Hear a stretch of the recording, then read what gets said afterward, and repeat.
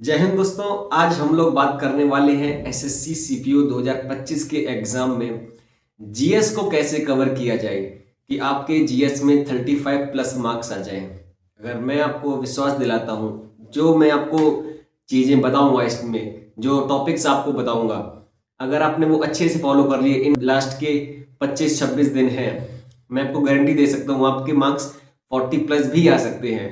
अगर आपने इस चीज़ को सीरियसली से फॉलो किया तो मैं आपको विश्वास दिला सकता हूँ इस चीज़ के लिए। तो दोस्तों, आज मैं आपको जो भी टॉपिक्स बताने वाला हूँ, हर एक चीज़ में बताऊंगा। History, geography, polity, current affairs में कितना पढ़ना है, अवार्ड्स में क्या पढ़ना है, हम लोगों को वीडियो पे प्रेफर होना चाहिए या फिर हम लोगों को बुक्स पे जाना चाहिए, हम लोगों को क्या चीज़ पढ़नी चाहिए इन लास्ट 25 डेज कि आपका एक अच्छा स्कोर हो जाए 35 मार्क्स, आपको एक ज़्यादा टाइम भी ना देना पड़े और आपके नंबर भी आ जाए। मैं आज आपको ये सारी चीज़ें बताऊंगा। दोस्तों, इससे पहले मैं आपको बता दूं कि मैंने एसएससी सीपीओ का एग्ज़ाम 2 बार निकाला है, सीजीएल का भी एग्ज़ाम निकाला है, एनडीए और सीडीएस ये भी एग्ज़ाम्स निकाले हुए हैं। तो मुझे पता है भाई कि एसएससी का लेवल क्या है, यूपीएससी का लेवल क्या है, ये लोग किस लेवल तक, किस हद तक क्वेश्चंस पूछ सकते हैं जीएस में, मुझे वो चीज़ पता है। तो जो मैंने एनालिसिस करी है एसएससी के लिए, सीपीओ के लिए, आज मैं आपको वो बताने जा रहा हूँ। आप वीडियो को पूरा देखना। तो दोस्तों, पहले शुरुआत करते हैं हम लोग कि मेरी बुक लिस्ट क्या थी, मैंने कौन सी चीज़ें फॉलो करी थी। तो दोस्तों, मैंने यहाँ पे आपको, मैंने तो जो फॉलो करी थी वो थी पाथफाइंडर और डिफेंस के लिए थी। बट पाथफाइंडर में जो चीज़ है वो एक और दो बुक और आती हैं उसमें, और एक है पहली लूसेंट की जीके की बुक, आप वो फॉलो कर सकते हैं। और दूसरी है किरण पब्लिकेशन की, एक आती है किरण इंस्टीट्यूट ऑफ सेंटर एक्सीलेंस, एक ये बुक आती है, वन लाइनर इसमें अप्रोच दी जाती है। आप दोनों में से कोई भी फॉलो कर सकते हैं तो आपका काम बन जाएगा जीएस के लिए। अब बात करते हैं कि जो सेकंड बुक है हमारी करंट अफेयर्स के लिए। तो दोस्तों, मैंने करंट अफेयर्स के लिए सिर्फ और सिर्फ एक बुक फॉलो करी थी, हमेशा के लिए, हमेशा वही करता हूँ, घटनासार, समसामयिक की घटनासार करके आती है बुक, आप वो फॉलो करना, वो बेस्ट बुक है। अब मैं आपको बताऊंगा कि इनमें से कब और कैसे क्या क्या पढ़ना है कि आपको कम टाइम में ज्यादा मार्क्स आ जाए। पहले हम लोग बात करेंगे हिस्ट्री के बारे में। तो दोस्तों, हिस्ट्री में क्या पढ़ना है, सिर्फ आपको एक चीज पढ़नी है, जो मॉडर्न हिस्ट्री है इंडिया की वो पढ़ना है। और उसमें भी पर्टिकुलर जो गांधीयन एरा है वो पढ़ना है आपको, कौन सा रिवॉल्यूशन कब हुआ, ठीक है, और जब गांधी जी आए, गांधी जी ने कहाँ कहाँ यात्रा करी वो पढ़ना, राउंड टेबल कॉन्फ्रेंस, ठीक है। तो जितना भी ये गांधीयन एरा है आपको सिर्फ उस पर ध्यान देना, और आपको हिस्ट्री में कुछ और नहीं पढ़ना, बिल्कुल टाइम वेस्ट नहीं करना उस पर। आपके जो 2-3-4 क्वेश्चंस हैं आप हिस्ट्री में इसी से बना लेंगे, गांधीयन एरा से। मैं तो यही करता हूँ हमेशा, ठीक है। अब दोस्तों, दूसरी चीज हम लोग बात करेंगे ज्योग्राफी के बारे में। तो ज्योग्राफी में आती है सिर्फ और सिर्फ इंडियन ज्योग्राफी। अब इंडियन ज्योग्राफी को टैकल करने के लिए दो रास्ते हैं आपके पास। पहले तो है कि आपके पास एक इंडिया का मैप आप अपने घर पे रूम पे ले लीजिए, आप इंडिया के मैप को लगा लीजिए और फिर उसमें देखिए कि कौन सी रिवर कहाँ पे जा रही है, ठीक है ना, कौन सी सॉइल कहाँ पे है, जो स्टेट्स हैं उनकी कैपिटल कौन सी है, और कहाँ कहाँ पे वो स्टेब्लिश हैं, कैपिटल और उनके स्टेट्स, ठीक। स्टेट है उनके नेबरिंग जो स्टेट्स कौन सी हैं, लाइक अगर तो हम लोग बात करें उत्तर प्रदेश की, तो उसके आसपास कौन कौन से वो आते हैं, स्टेट आते हैं, आपको ये सारी चीजें देखनी है। कौन सी लेक, ये भी आपको देखना है। अब हम लोग बात करेंगे कि इसमें अब पढ़ना क्या हम लोगों को जीएस सेक्शन में। तो ज्योग्राफी में हम लोग बात करेंगे सिर्फ और सिर्फ सॉइल। सॉइल हम लोगों को पढ़ना है, कौन सी सॉइल, एलुवियल है कि रेड सॉइल है, ब्लैक सॉइल है, कहाँ पर है। हम लोग क्रॉप्स पढ़ेंगे, कौन सी क्रॉप्स आती हैं।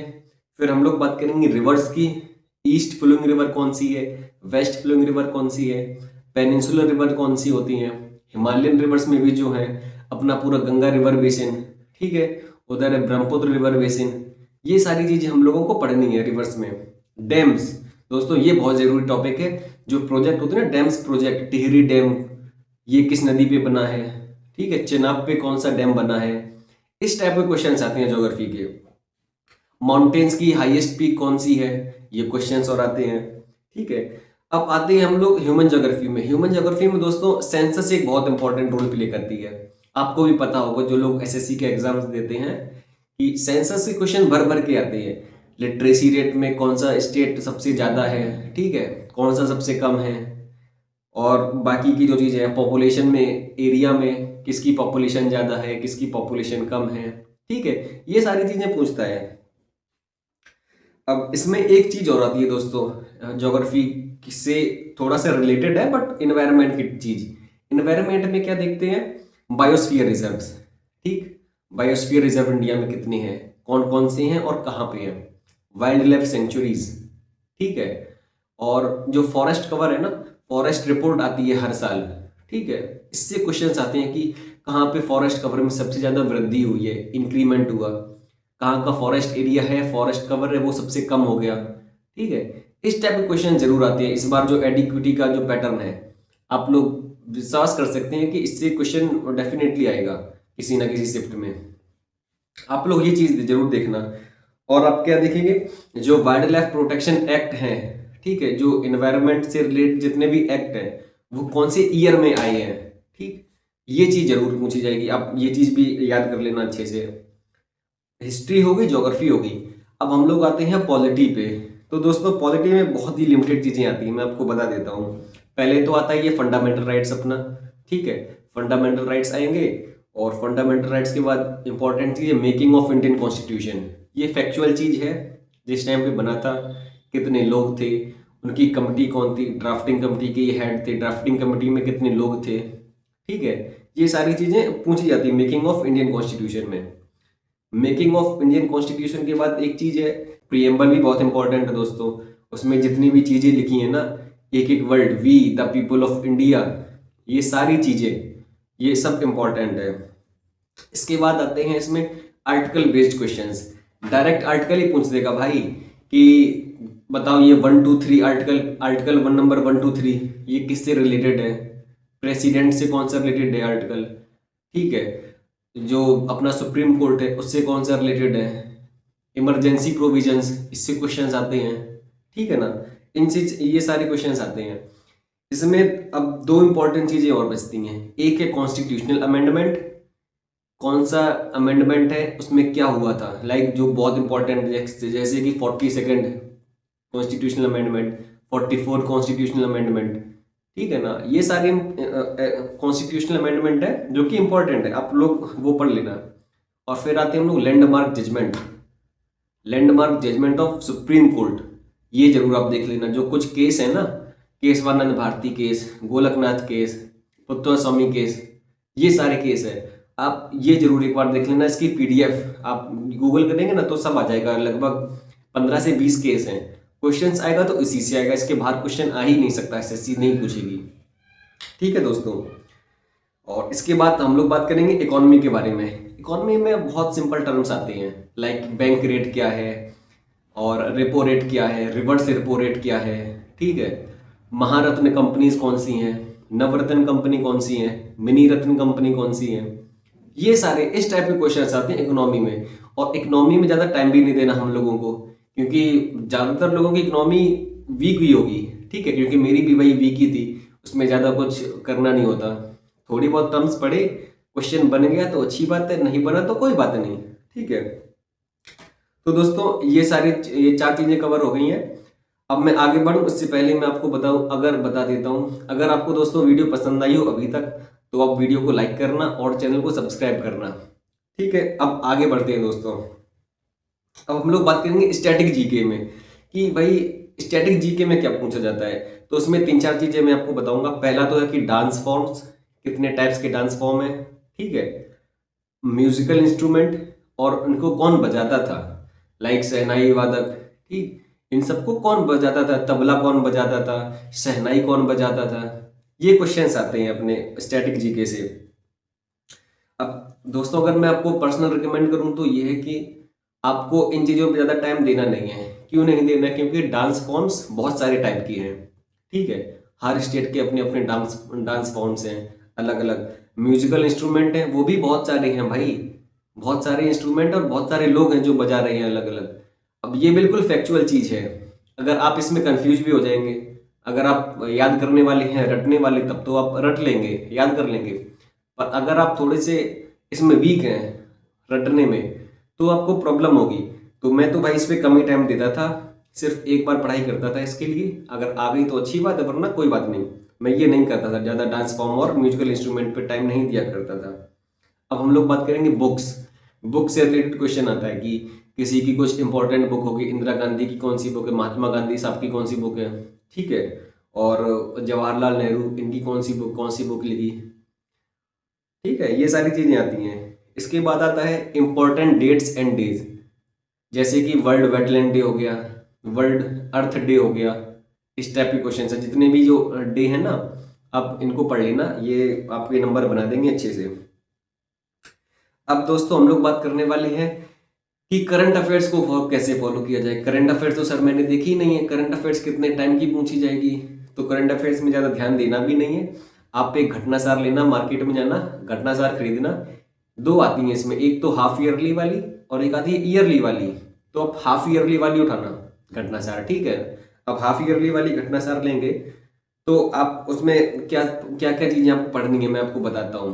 पहली तो है कि कोई इंटरनेशनल रिपोर्ट आई हो, वो पढ़नी है आपको।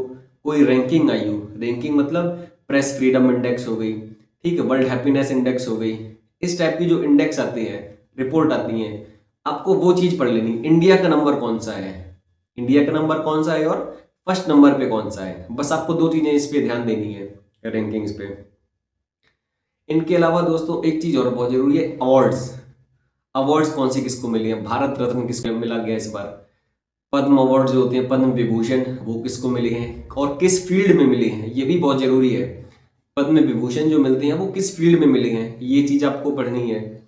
और प्राइम मिनिस्टर और प्रेसिडेंट, इन लोगों को जो अवार्ड मिलते हैं ना, जो दूसरी कंट्रीज होती हैं, वो लोग अवार्ड देते हैं प्राइम मिनिस्टर और प्रेसिडेंट को।